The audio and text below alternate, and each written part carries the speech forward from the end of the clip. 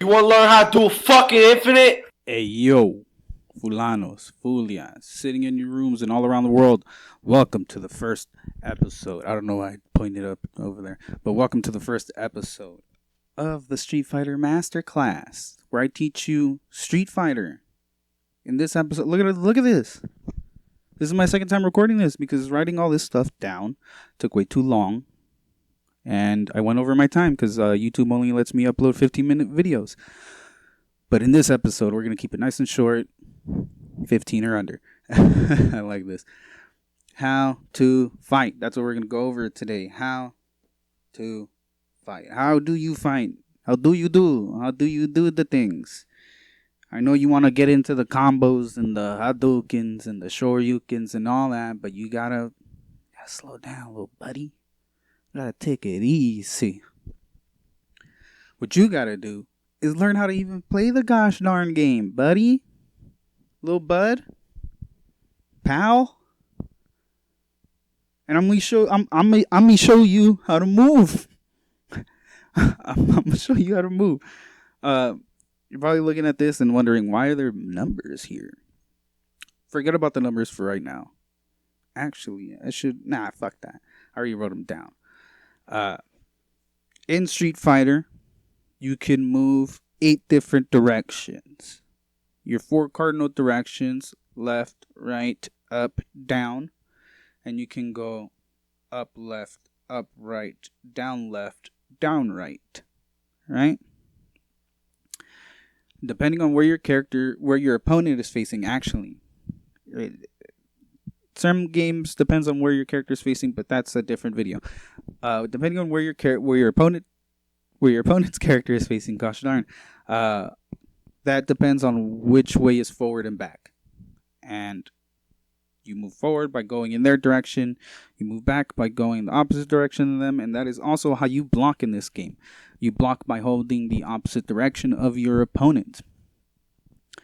And if you press up, you jump. You press down, you crouch. If you press these two, you jump at them or away from them, depending on where your opponent's character is. Now, this is where these come into play. There are low attacks, and those need to be blocked low, but you cannot block them by just pressing down. You have to press down back, and depending on where your opponent's character is, it depends on which one would be down back. You can think about it as this little cube, little square of arrows, or you can think of it as what I would like to call, I'm looking at the time, making sure I'm good on time. I'm thinking we're going to this as universal notation now, as 1, 2, 3, 4, 5, 6, 7, 8, 9. This is typically something that the anime game players would use, because instead of saying up, left, up, right, or jump back or whatever, you can just say 7. Because no matter where your character is or where your opponent's character is, 7 will always be 7. 7 doesn't move or flip depending on which side of the screen you are. 1 will always be 1, and 5 will always be 5, and 5 does count as an input. Neutral does count as an input in fighting games. It doesn't come in much to play in Street Fighter itself, but it does in other games like Tekken. It's mainly 3D games and King of Fighters. Now, let's go over how does one attack in this game. How do you put the smackdown on somebody? Actually, wait up. Before I get into that, there's one more thing I want to get into about movement. When you hear somebody say quarter circle, that means 2, 3, 6. That means, imagine like a little ball top right here, and you boop boop, right? That's a 2, 3, 6. That's a Hadouken motion. 2, 1, 4, hurricane kick motion. 360. You do a sonic boom by holding 4 and then pressing 6 with an attack at the same time. Yeah, now you get it. Just, yeah, it's a circle. Think of it more as a circle, even though the gate in the joystick is a square with rounded corners. Uh, so let's get into the basic attacks. No special moves, just regular moves, and nothing crazy. I just thought of 4 points. Mediums, I kind of slumped on that one. I just phoned it in. But you in Street Fighter you have six. You have six different attacks. You got 3 different punching attacks and 3 different kicking attacks. Unless you're Balrog, up to Street Fighter V, then all your attacks are just punch variations because he was a boxer and that was really neat. Your weakest attack would be light punch, light kick, sometimes also referred to as jab and short. These are your fastest moves. They have the least amount of range on them. They are your shortest moves. They typically are your safest moves, which means if they are blocked or if they don't hit anything, if they whiff, just hit air, they aren't likely to be punished. And the majority, excuse me if you heard that burp, and the majority of the time they are mashable, which means you can just rapid fire that little guy and you'll get 3 or 4 of them in a row. This isn't, let me write this down on the board actually.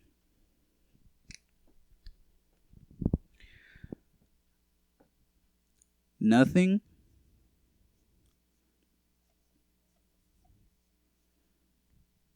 matters. No. Is universal. Nothing I say here, other than the movement, other than how you move in the game, is 100% across the board. And that works with everything. It works with every game too. There are some characters that have slow jabs, 4 or 5 framers or some shit like that. I don't know what the speed is nowadays of a fast jab. Some characters have very long light attacks, like a Sagat or a Karin. Manon in Street Fighter 6, her standing light kick is pretty fucking long. Even Geef has a pretty decent standing light kick. It goes a pretty long distance and he can cancel out of it. It's a pretty good neutral tool. And not everybody can mash their jab out. Not everybody in the game has a chain jab. Some of them, just the frames, the numbers just don't work that way. That's your light punch, your light kick, your jab, your short. These terms I put up there, but they're not used as often. But just in case you hear somebody say jab or short, you know what it is. Next we got your medium punch, your medium kick, your strong attack, your forward attack. That's what it's usually called, or they're just medium kick, medium punch, strong, forward. These are your mid-range options. They go further than the light attacks, but they don't go crazy far. But that, again, is not universal. They are typically your neutral tool. What does that mean? Once you hit like a certain level of play, I don't even want to say that, but once you like start understanding the game a little more, and you start understanding what you should be trying to do, you start understanding the spaces where your character should be at and where they should fight at, and you start trying to make your way into those spaces and trying to take away your opponent's space. These are typically the buttons you would use for that. Like I said, if you're Karin, if you're Manon, if you're Sagat, your standing light kick, even Manon standing crouching jab is pretty good. It has good distance on it.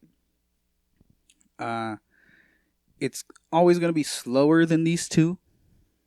So if you're in a situation where you don't know what's happening, you're better off going with these guys because they're less risky. They're a safer option than these two guys. But if you know what's going on and you know you can okie doke somebody on your wake up, you can throw that guy out. And it does more damage, right? Of course, it's a medium compared to a light. It's going to do more damage. And depending on which version of Street Fighter you play, these are typically going to be your like combo milker buttons. These are the buttons that are typically going to go into your combos. You want to start your combos with these guys. You'll get some decent damage. Next, we move on to the heavy attacks: heavy punch, heavy kick, fierce punch, roundhouse. These guys are going to be your slowest buttons. That one I think, is universal. I don't know any character that has a fierce button or a heavy button that comes out faster than a medium button. Because if that was true, that'd be busted. They are typically your longest button.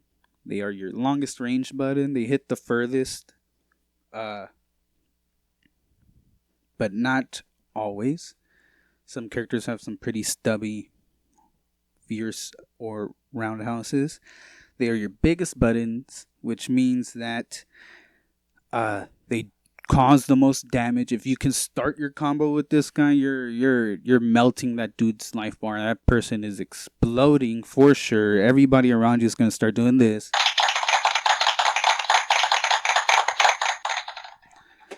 And you're going to be the hero of the town, right? You're going to be the talk of the city. And not always, because some characters don't have it always tied to this button, but most of the time your crouching heavy kick will be your sweep button. It's what trips your opponent and has them fall to the floor. But some characters have it tied to their crouching heavy punch. Some of them might have it as one of these guys. Depends on the character. You should mess around with them. Yeah, that's basically the basics. That's the basics of Street Fighter. How to move, and kind of what each button does in like an idea. If there's anything I left out, or any questions you have, anything I did wrong, or anything I'm wrong about this, let me know. Drop it somewhere. I don't know. I might get to it all late, but yeah. That's how you fight in Street Fighter, dude. Subscribe to my Patreon. Check out the Podcasting Brothers Podcasting Network, where you can listen to the Podcasting Brothers podcast, the podcast that I host alongside my brother, where I bring him just internet lore and stuff like that. The Germacast, another podcast I host with my friend, where we mainly talk about like manga and anime. So if you're interested in manga and anime, come check that out.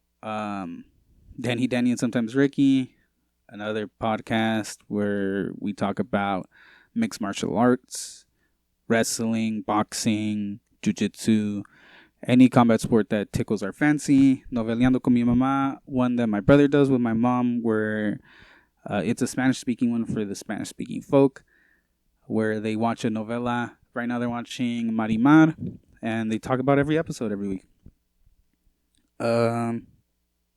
Subscribe to or check out my Twitch. I think that one's It's Me Leo 23 or something like that. I'll have it in the description or something. But yeah, hopefully this helps you out. If it did, let me know. If there's other stuff you want to know, let me know. Anything I left out or any questions, let me know. I'll be back next time.